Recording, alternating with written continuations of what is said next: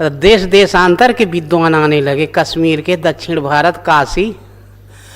और 2-3 महीना शास्त्रार्थ चला कि एक तो महाप्रलय हुआ था, धरती कहाँ गई थी, एक हिरणाक्ष ले गया था पाताल में पृथ्वी को, कोई कौन कैसे का कोई सिद्ध नहीं कर पाया। तो एक गांव में दूसरे गांव में उसका कोई रिश्तेदार था, वो था चौधरी, पंचायत करता था, वो कुछ कुछ जानता था। कहे हम बता देंगे पंडित लोग, तुम लोग न बता पाई हो इस प्रश्न का उत्तर। वो कहे हम इतना पढ़े लिखे, इतना सब हम नहीं बता पाए, तो ससु का बता पाइए चरवाहा। अरे कहे तब वो हम बताएंगे। तब फिर उसने कहा कि जब हाहाकाल और महाकाल में युद्ध हुआ तो पृथ्वी धान के पियार के सथरी में सोई थी। उछल उठा, कहे बस बस देखो ये बता दिए, अब हम इन लोगन का माने कि तुम्हें माने। ये टीका चंदन लगा घूमते हो बिना मतलब। तो इसी प्रकार से बहुत से प्रश्न होते हैं, उनका उत्तर वही रहता है। और लोग बहुत बहुत ढूंढा करते कहाँ कहाँ।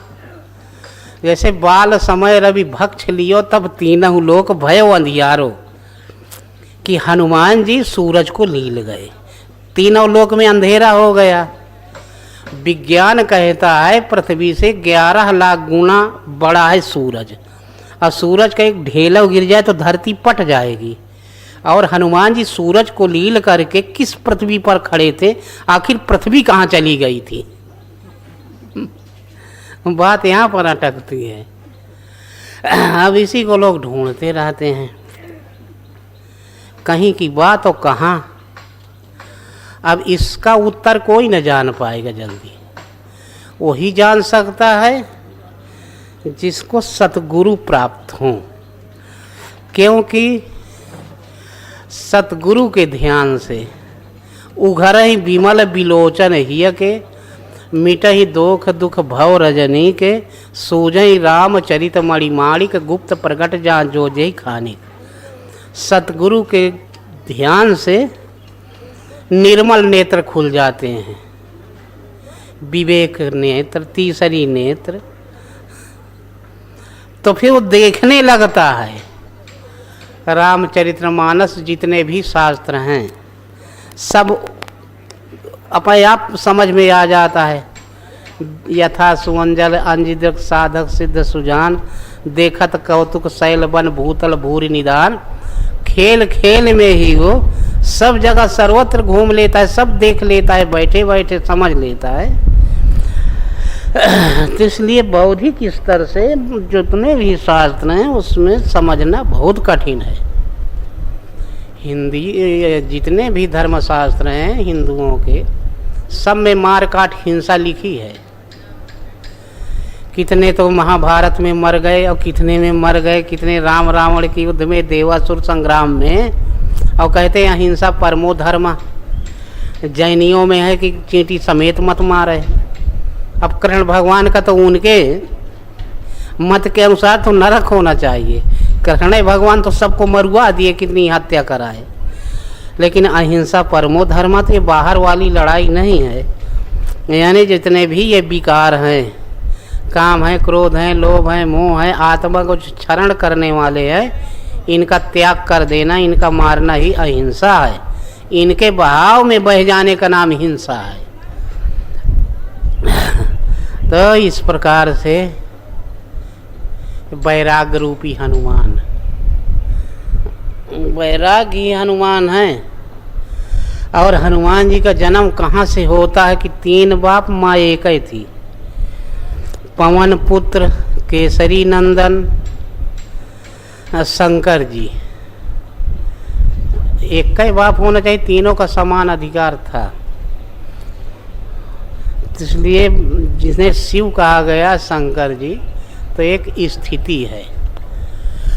और जो उस स्थिति को प्राप्त कर चुके हैं, क्लेश कर्म विपाकाशय अपरामर्श पुरुष विशेष ईश्वरा, क्लेश कर्म विपाकाशय, इनसे जो परे हो गए हों, अविद्या से, संस्कारों से, सबसे शुभ अशुभ संस्कार सब भस्मसात कर चुके हों, सुनसान हो गए हों, चिता माने सब समाप्त, भगवान के विभूति से संयुक्त हो, वही शिव है।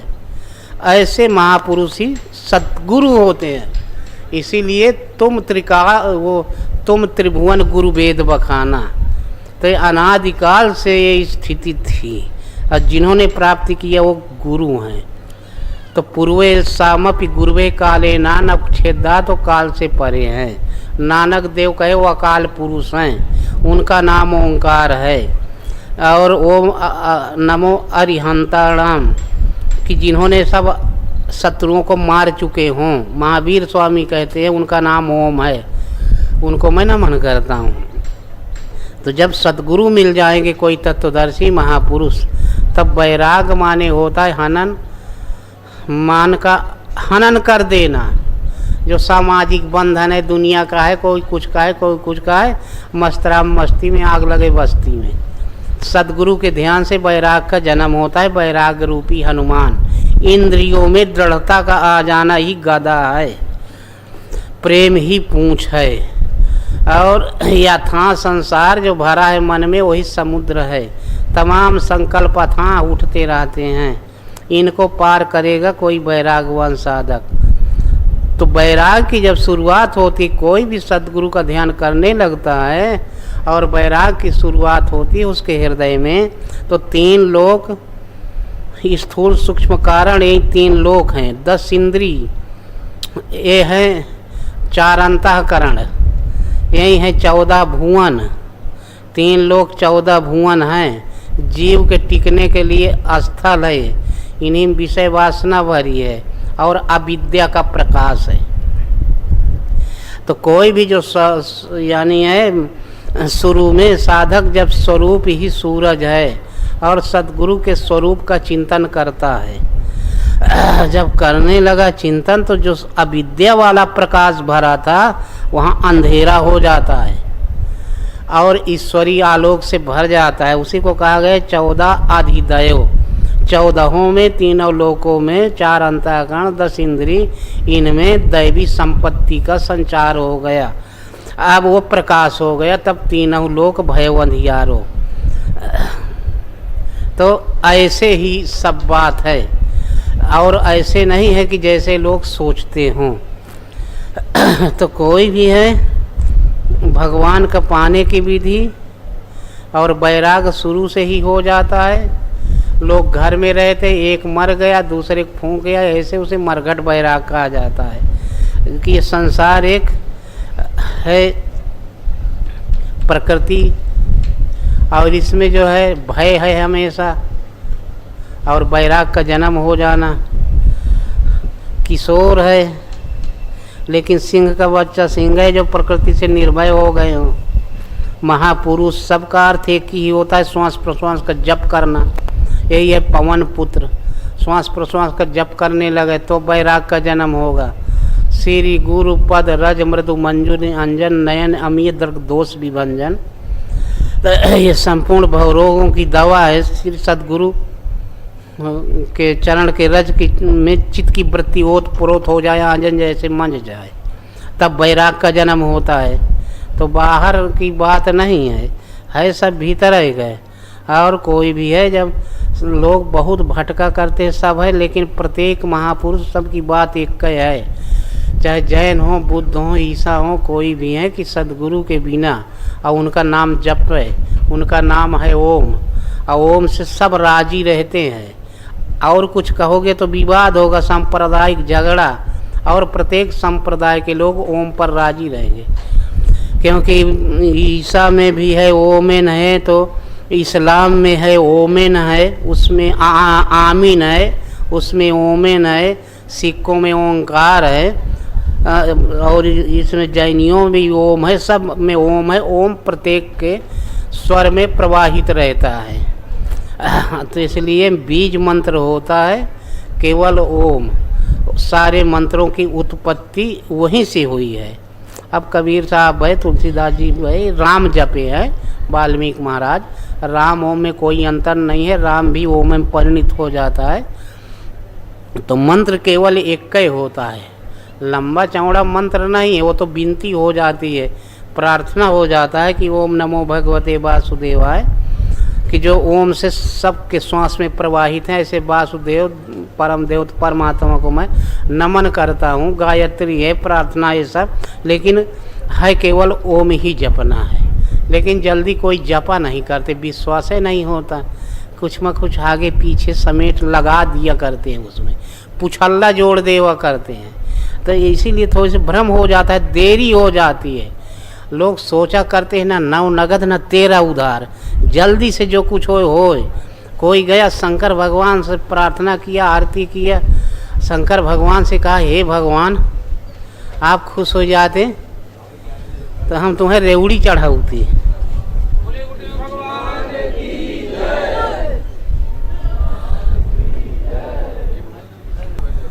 हाँ, तो शंकर भगवान से उसने कहा हे भगवान हमें पैसा देते हो तो हम तुम्हें रेवड़ी चढ़ाते। तो शंकर भगवान कहे रहने दो, जब पैसा होगा तो हम खुदे खरीद के खा लेंगे।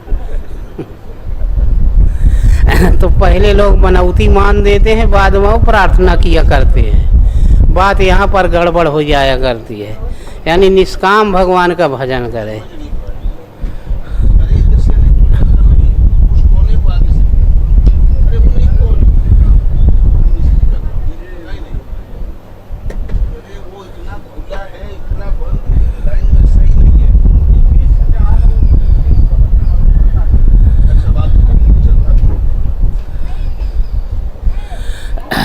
तो एक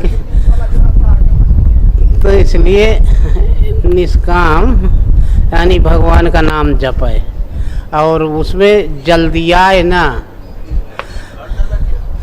केवल नाम जपना है और ध्यान सतगुरु का किया जाता है। बस ध्यान के विषय में बहुत से लोग यानी भ्रम में पड़ जाते हैं कि ब्रह्मा जी बड़े हैं तो विष्णु बने हैं, शिव बड़े हैं तो वो बड़े हैं, ये बड़े हैं। एक ऐसी भ्रामक वो है, दोहा है कि शिवद्रोही मम भगत कहावा, सोनर सपने मोहि न पावा। शंकर प्रिय मम द्रोही, शिवद्रोही मम दास, ते नर करई कलब भर घोर नरक महुबास। कि यदि शंकर भगवान का है उपासक और मेरा नहीं है, राम कहते हैं, या मेरा उपास है शंकर जी का नहीं है तो नरक में जाता है। अब उपासना का हो गए तो नरक 19-20 तो हो ही जाएगी। और कहते एक निष्ठ एको ब्रह्म द्वितीय नास्ती, ये दुई कैसे हो सकत है। और भगवान से द्रोह करेगा कौन, भगवान तो कहाँ पर है। तो जिसे हम कहते हैं जो शिव स्वरूप में प्रतिष्ठित हो गए वो ही शिव है, तो उनका ध्यान करना है। और राम जिसे कहा गया है तो राम एक जागृति है कि बिनु विश्वास वो बिनु विज्ञान की समता आवे को अवकाश की नभ बिन पावे। जब तक विज्ञान की जागृति न होगी तब तक समता नहीं आ सकती। यह द्वैत बना रहेगा कि शिव जी बड़े हैं कि राम बड़े हैं। और जब उस विज्ञान की जागृति हो जाएगी तो समता आ जाएगी, मन आकाशवत हो जाएगा, तभी जीव को शांति मिलती, विश्राम मिलता है। अब ये राम जिसने लोग कहते हैं, कबीर ने कहा कि एक राम तो सब घट घट में लेटा, एक राम दशरथ का बेटा, एक राम का जगत पसारा, एक राम सब जग से न्यारा। अब 4 हो ही जाते हैं, लेकिन ये 4 एक क्रमिक हैं। और पहला है कि राम तो सब जगह है, घट घट लेटे हैं, वो जागे नहीं हैं। और बलिहारी वो घटन की जा घट पर घट होए, और सुनी सेज न कोय, सब घट मेरा साइया। तो इसलिए भगवान तो सबके हृदय में सोए हैं। अब वो जगह कैसे, तो उसके लिए दशरथ बनना पड़ेगा। और दशरथ के गुरु कौन थे? वशिष्ठ, जिनके द्वारा इष्ट बस में हो। वो है सतगुरु वाला ज्ञान। जब सतगुरु का ज्ञान मिलेगा तो इंद्रिय संयमित होंगी, 10 इंद्रियों की लगाम रथी के हाथ में आएगी। तो दशरथ और जब 10 इंद्रिय संयमित हो जाएंगी तब भगवान ध्यान में आने लगेंगे, उनकी जागृति हो जाएगी, भीतर के कुछ बताने लगेंगे। जोग नक्षत्र ग्रह बार तिथि सकल भय अनुकूल, चर अरुअर अचर हर्ष जुत राम जन्म सुख मूल। तो भगवान जब जागृत हो जाते हैं भीतर से, भजन की जागृति हो गई तो जितने हैं ग्रह नक्षत्र सब अनुकूल हो जाएंगे।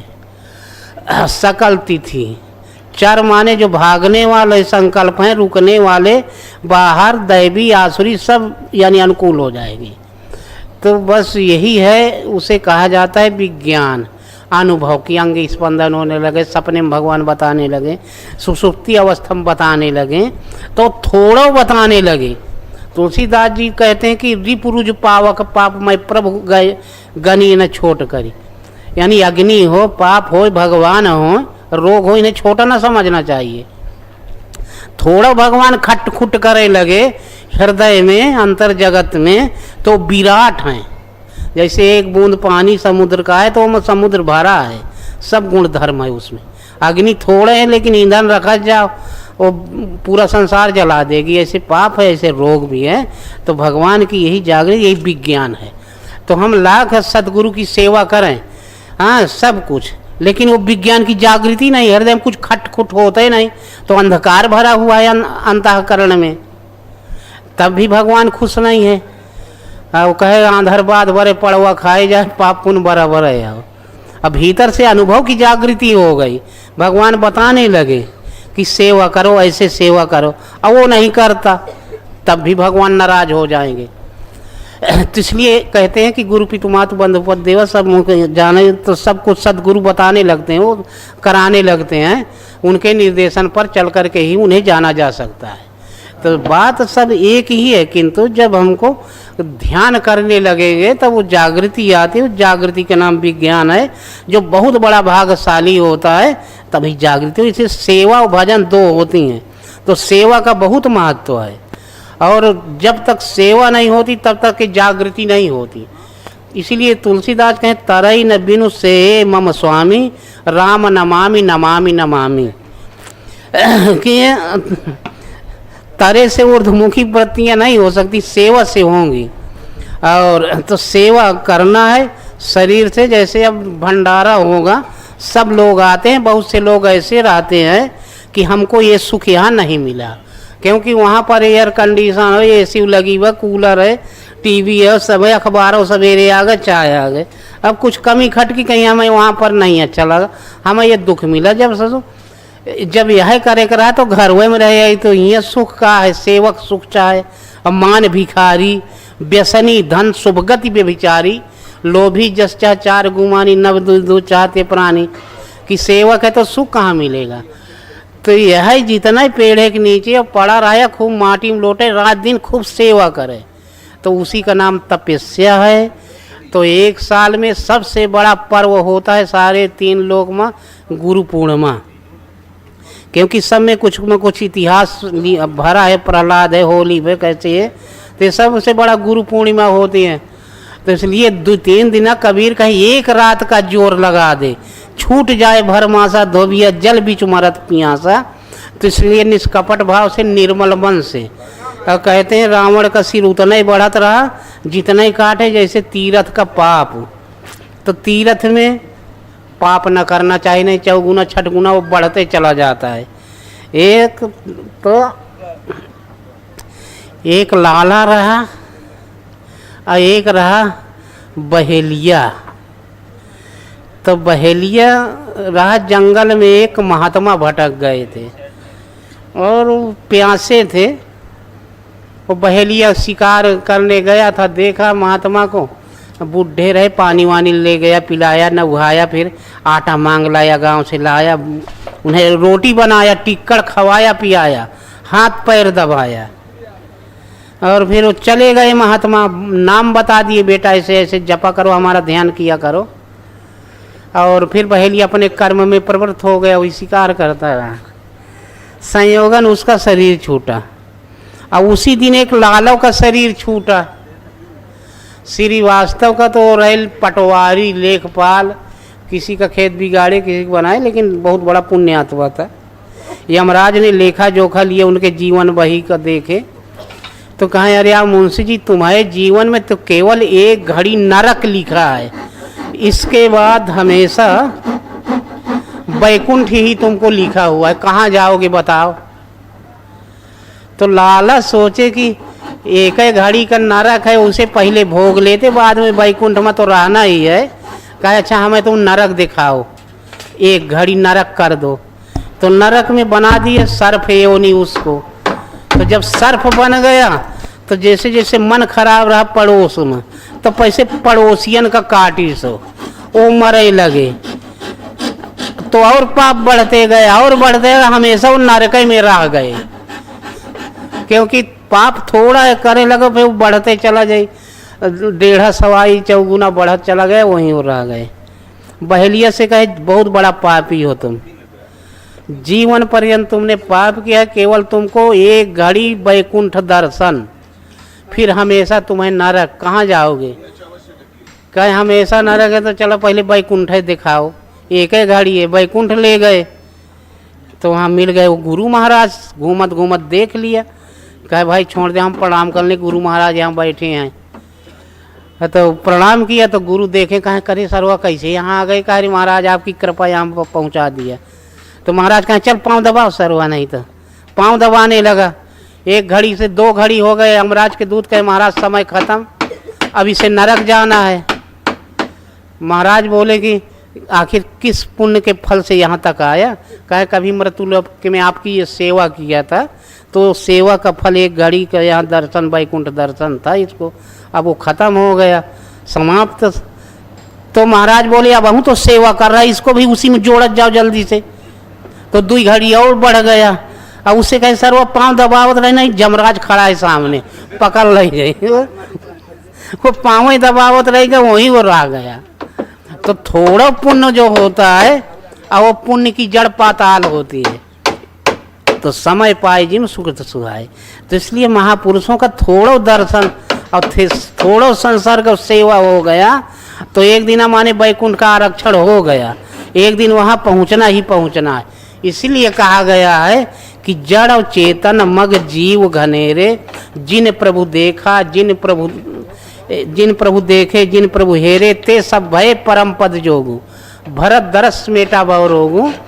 कि जिन्होंने सपने में देख भर लिया और वैसे देख लिया, चाहे जड़ हो अथवा चेतन, परम पद का अधिकारी हो गया। लेकिन भाव ही भरत है, भाव के साथ यदि हम पकड़ ले श्रद्धा के साथ, तो भव बंधन मिट जाएगा। तो इसलिए सबसे बड़ा महत्वपूर्ण ये तिथि है, पर्व है, महापर्व है गुरु पूर्णिमा।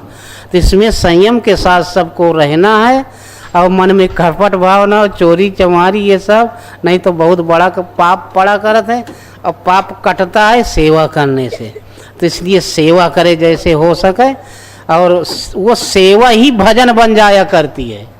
सेवा करते करते फिर भीतर वाली सेवा पकड़ में आ जाती है, और जब भीतर वाली सेवा पकड़ में आ गई, मानस पूजा उसे कहते हैं, तो वही भजन हो जाती, वही सेवा ही ध्यान बन जाता है। इसलिए अंकुलाहट ना होनी चाहिए कि आ जाए मिले आ जाए। तो इसलिए धैर्यता को बना ले ध्यान, और प्रतीक्षा को बना ले प्रार्थना, और बस सेवा में लगा रहे। तो इसलिए भगवान सदैव सबके हृदय में दर्शन अवश्य होता है। बोलो गुरुदेव भगवान की जय।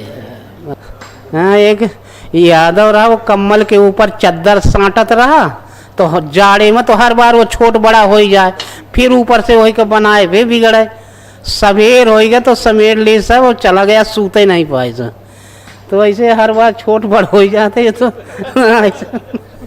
समय बीत जाए यह करत। हाँ, अब रख दे वहाँ। हाँ अच्छा, हाँ कह देंगे। हाँ, पंडित जी रहे, और पंडित जी मंदिर के पुजारी थे, अब भजन कर रखे हैं, माला जप करें। तो अब ये दीपावली आई जब, तो जितने श्रद्धालु थे वो ठाकुर जी का मंदिर लक्ष्मी नारायण का, तो कटोरा में घी भर दिए देसी, कटोरा भर भर के जला दिए कि हमारा दिया रात भर जले जिससे अखंड। अब कई कटोरा घी वहाँ जला दिए शाम के। अब पंडित जपत रहे माला तो पंडित सोचने लगे कि यह बिना मतलब का घी जल जाएगा, अगर हम ले जाते तो दाल में तो 2-3 महीना करा है डालेगा। तो सबका भगाइन कहा जाओ हम गायत्री सिद्ध करेंगे, जल्दी भागो यहाँ से। सबका भगा दिए। अब बत्ती बुझाए बुझाए लोटा में घी पलटने लगे। हाँ कंसरा। एक रही दासी झाड़ू लगाने वाली उस मंदिर में, तब उसने चिल्लाई कहे पंडितम घृतम चोरम कि पंडितम घृतम चोरम। तो पंडित बोले चुपम दासिम मत कर सोरम, अधम तेरा अधम मेरा। कहे चुप लगाए रहती, आधा तुम्हारा आधा हमार 50-50। तो ऐसे ही होता है। तो इसलिए मंदिर में नहीं भगवान रहते। मंदिर का अर्थ जो होता है, मंदिर में तो सब जगह आए है, इसीलिए कि कुछ चढ़ाओ वो करो। वहाँ भजन कहाँ हुई मंदिर में। मंदिर जो पूर्वज थे बहुत सोच समझ के मंदिर नाम लिखे। मन यानी संधि है मन और इंद्रियों का। मन इंद्र से मंदिर है। मन और 10 इंद्रिय इनमें भगवान का ध्यान आ जाए, वही मंदिर है। बना मन मंदिर आलीशान पूजन भगवान तेरे। तो इसलिए मन में ही मंदिर है, मन में ही ध्यान करना है, भजन करना है, मन ही मंदिर होता है। और जिन्होंने पाया तो मन रूपी मंदिर में भगवान का दर्शन पाए हैं। अब वो पंडित रहे बेचारे, कहूँ प्याज पा गए रहे दक्षिणा में, तो कोई पहला की कहा पंडित जी कहा लियो, कहे प्याज है जजमान। कहे धत तुम्हारा भलौना भाई बताओ ब्राह्मण हो के प्याज खाते हो? कहे नहीं रोज नहीं खाते, जब घर में कुछ रसेदार बनता है तो उसमें पड़ा करती। अरे कहे रसेदार तुम्हारे मुर्गा मछली खाते होंगे। कहे रोज नहीं, यहाँ कभी काल जब पीऊ लेते हैं तब। अरे कहे पीते हो तुम? कहे अब मंदिर के कमाई फालतू आती है, कहाँ लगाओ आखिर। तो इसलिए कहा गया है कि शिव कच्चा पारा शिव निर्माया, भाई यंश जे खाए, कहाँ शंकर पार्वती से वो जरा मूर से जाए। यानी कच्चा पारा कोई भी खा ले तो बहुत नुकसान करते बताते हैं। शंकर जी में यानी किसी भी मूर्ति में चढ़ा हुआ और जो खाए लगे, अब भाई का हिस्सा जो दबा ले वो जरा मूर से जाए। बोलो गुरुदेव भगवान की जय। तो ये मन रूपी मंदिर की कमाई खाना चाहिए। अजगर करे न चाकरी, पंछी करे न काम, दास मलूका कहा गए सबके दाता राम। तो मन रूपी मंदिर में ध्यान लगा के बैठ जाए, अपने आप जो आ जाता है वो आकाश वृत्ति है, वही अमृत है। यज्ञ का बचा हुआ शेष जो है उसे जो पान करता है वो यानी अमृत प्राप्त कर लेता है, भगवान की प्राप्ति करता है। बोलो गुरुदेव भगवान को रख दियो। अच्छा चलो तो जब रहे थे बंद कर दो, ठीक है। नहीं 6 महीना तक कहे ना, चुकी अब एक और कहे देते हैं बस। एक राजा मर गए थे, मंत्री मर गया था, बड़ा अच्छा मंत्री था, मुख्यमंत्री राजा का। राजा ने कहा कि वैसा मंत्री अब मिलना मुश्किल है, इतना चतुर सभा चातुर हाजिर जवाब देने वाला। तो फिर उसने एक शर्त कर रखे राजा, मंत्रियों का चुनाव था भाई, अब कि वो मर गए तो इसलिए उपचुनाव। राजा ने एक घोषणा कर दिया कि जो 6 महीने के हमें किस्सा सुना दे उसी को हम मंत्री पद दे देंगे। 6 महीना के लगातार एक ही किस्सा। अब 6 महीना किस्सा प्रत्याशी बहुत पहुँचे, कथा भागवत सब मिला के कहे, लेकिन 6 महीना नहीं गई।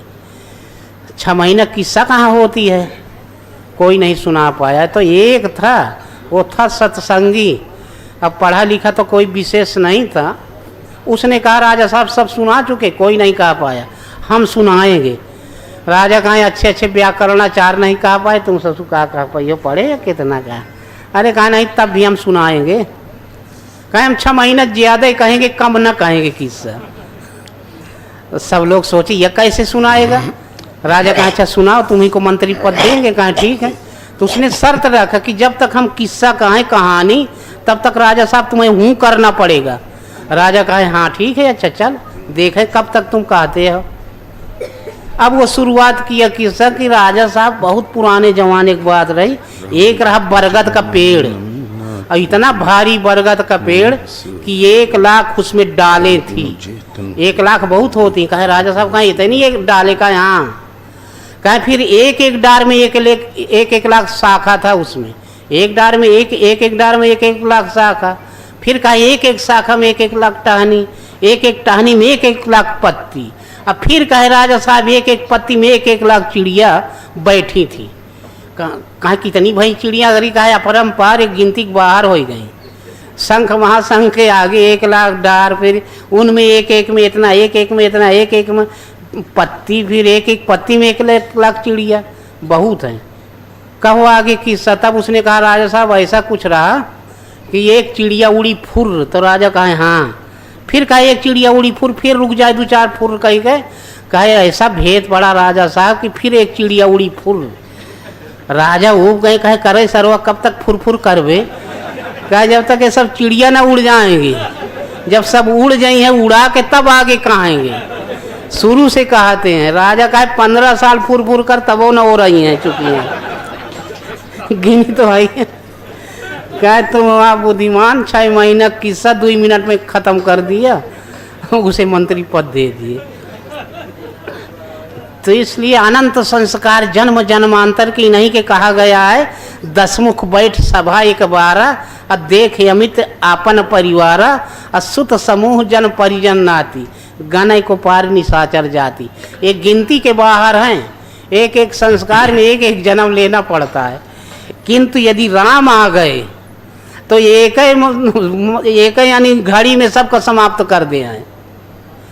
हाँ, तो राम है भगवान की वही जागृति भजन। जब कोई सदगुरु मिल गए तो जैसे अग्नि डाल दे रुई भस्मसात, वैसे नहीं तो हमेशा उड़ावत रहो जन्म जन्मांतर से।